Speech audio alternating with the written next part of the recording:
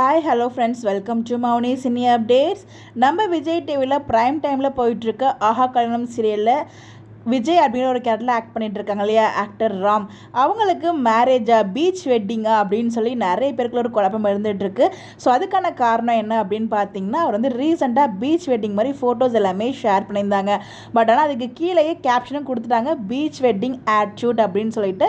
ஒரு ஆட் ஷூட்காக ஒரு பீச்சில் மேரேஜ் பண்ணுற மாதிரி வந்து ஒரு தீமில் மேக் பண்ணியிருப்பாங்க போல். ஸோ அதுக்காக தான் அவங்க வந்து அந்த மாதிரி ஒரு ஃபோட்டோ ஷூட் வந்து எடுத்திருக்காங்க. ஸோ அந்த ஃபோட்டோஸ் தான் அவங்க ஷேர் பண்ணியிருந்தாங்க.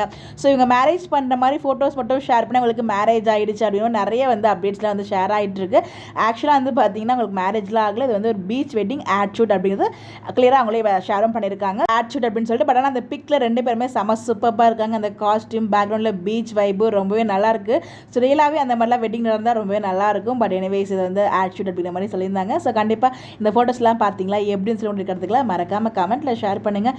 இந்த மாதிரி அப்டேட் தெரிஞ்சுக்க நம்மளோட சேனலை ஃபாலோ பண்ணிக்கோங்க. Bye bye.